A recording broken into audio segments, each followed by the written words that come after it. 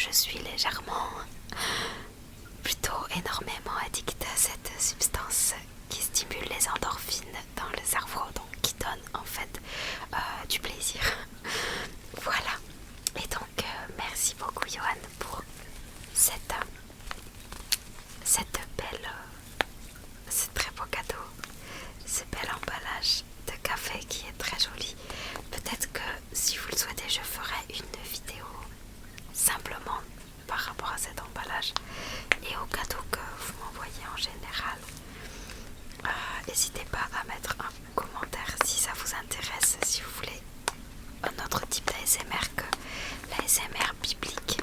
Ce sera avec grand plaisir, même si on va se concentrer aujourd'hui sur la Bible. Nous allons lire Job 40 à 42 et nous allons donc clore notre premier livre qui est le livre de Job. C'est à Job de répondre.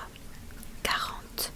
Le Seigneur interpella Job et lui demanda: Toi qui portes plainte contre le Dieu très grand, oses-tu critiquer? Toi qui fais la leçon, que vas-tu donc répondre? Alors Job répondit au Seigneur: Je suis peu de choses, que puis-je répondre? Je me mets la main sur la bouche et je me tais. J'avais osé parler, je ne dirai plus rien. J'avais même insisté, je ne le ferai plus. Job se prendrait-il pour Dieu? Du cœur de la tempête, le Seigneur interpella Job et lui dit: Tiens-toi prêt, sois un homme. Je vais t'interroger et tu me répondras. Veux-tu vraiment mettre en question mon jugement? Veux-tu me donner tort pour te donner raison? As-tu donc les moyens d'être aussi fort que moi? Et ta voix pourrait-elle égaler mon tonnerre? Eh bien, pars-toi donc de gloire et de grandeur. Habille-toi de splendeur et de majesté. Répands sur les humains ta terrible colère. D'un seul regard, abaisse tous les orgueilleux. Oui, de ton seul regard, les faces se pliaient tous, les gens sans foi ni loi, écrase-les sur place. D'un même mouvement, fais-leur rentrer sur terre. Enferme-les chacun au cachot de la mort. Alors je chanterai moi aussi tes louanges pour la victoire due à cette belle action. Le monstre ou l'hippopotame? Regarde bien ce monstre qu'est l'hippopotame. Je suis son créateur, comme je suis le tien. C'est un simple mangeur d'herbe, comme le bœuf, mais regarde la force qu'il a dans sa croupe. Admire la vigueur des muscles de son ventre. Sa queue est puissante comme le tronc d'un cèdre, ses cuisses sont nouées par des tendons puissants. Ses os sont aussi forts que des tubes de bronze, ses côtes font penser à des barres de fer. De tout ce que j'ai fait, c'est bien lui mon chef-d'œuvre. Moi seul, son créateur, je le tiens en respect. Les hauteurs lui fournissent sa part de fourrage sur les lieux où s'abattent les bêtes sauvages, mais il va se coucher à l'abri des lotus et se cache parmi les roseaux des marais. Il trouve une retraite à l'ombre des lotus, autour des peupliers qui bordent la rivière. Si le courant est fort, il ne s'en trouble pas, même si le torrent jaillit jusqu'à sa gueule, il garde tout son calme. Quand il ouvre les yeux, qui peut le capturer? Va-t-on le retenir en lui perçant le nez? Le grand dragon ou le crocodile? Vas-tu pêcher le grand dragon à l'hameçon? Vas-tu le prendre par la langue avec ta ligne? Pourras-tu lui passer un jonc dans les narines, lui percer la mâchoire à l'aide d'un crochet? Crois-tu qu'il va te supplier en insistant, ou bien qu'il te dira des mots affectueux? Est-ce qu'il conclura un contrat avec toi, pour qu'indéfiniment il reste ton esclave? Joueras-tu avec lui comme avec un oiseau, ou l'attacheras-tu pour amuser tes filles? Les pêcheurs associés le mettront-ils en vente? Le partagera-t-on entre divers marchands? Peux-tu percer sa peau en le criblant de coups, lui traverser la tête à l'aide d'un harpon? Pose la main sur lui en songeant au combat qui ne le fera plus. 41. On est plein d'illusions en espérant le vaincre. Rien qu'en l'apercevant, on tombe à la renverse. Qui serait assez fou d'oser le provoquer? Et encore plus fou d'oser me tenir tête. À qui ai-je emprunté pour devoir le lui rendre? Je dispose de tout ce qui est sous le ciel. Pas question de passer sous silence ses membres, la valeur de sa force et sa superbe armure. Qui donc a découvert son manteau par devant? Qui s'est aventuré dans sa double mâchoire? Qui a jamais ouvert les battants de sa gueule, dont les terribles dents garnissent le pourtour? Plusieurs rangées de boucliers couvrent son dos en une carapace étroitement soudée. Chacun d'eux son voisin, que pas un souffle d'air ne pourrait s'y glisser. Chacun d'eux est collé à celui d'à côté, et rien ne peut défaire un pareil assemblage. Sitôt qu'il éternue, la lumière jaillit, et son regard est flamboyant comme l'aurore. De sa gueule s'échappent des langues de flammes, des gerbes d'étincelles. On voit sortir de la vapeur de ses narines, comme d'une marmite ou d'un chaudron bouillant. Son souffle est si brûlant qu'il rallume les braises, par les flammes qu'il projette hors de sa gueule. Il y a dans son cou une telle puissance qu'en présence de lui on est saisi d'effroi.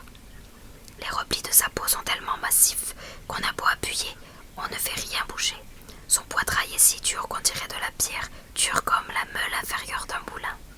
Même les chefs sont pris de peur dès qu'ils se dressent. Dans leur affolement, ils perdent leurs moyens.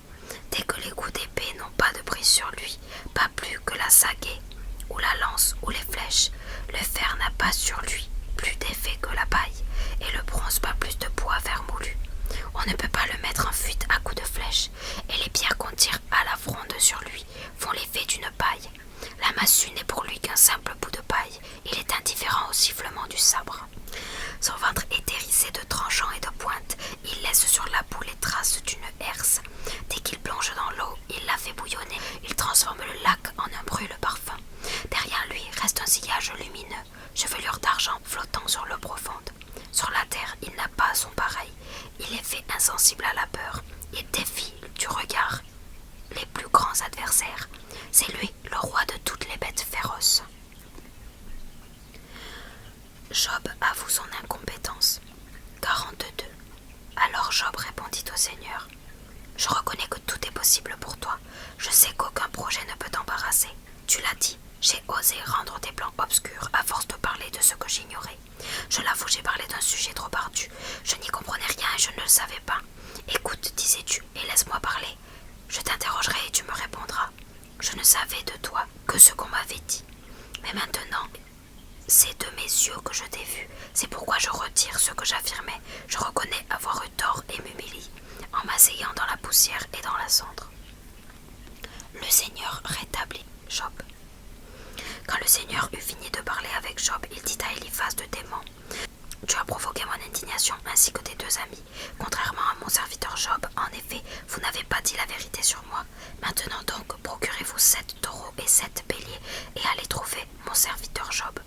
Vous offrirez alors pour vous-même ces animaux en sacrifice complet, tandis que mon serviteur Job priera pour vous. J'accueillerai sa pierre avec bienveillance et je renoncerai à vous traiter selon votre folie, bien que vous n'ayez pas dit la vérité sur moi comme il l'a fait lui-même.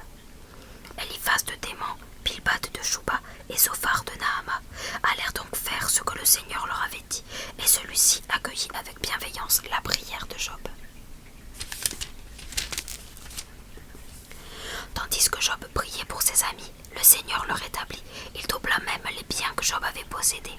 Alors tous les frères et sœurs de Job et tous ceux qui l'avaient connu autrefois vinrent lui rendre visite. Ils vinrent manger avec lui et lui manifestèrent leur sympathie et le réconfortèrent de tous les malheurs que le Seigneur lui avait envoyés. Enfin, chacun d'eux lui fit cadeau d'une pièce d'argent et d'un anneau d'or. Le Seigneur combla Job de ses bénédictions, plus encore qu'il ne l'avait fait auparavant.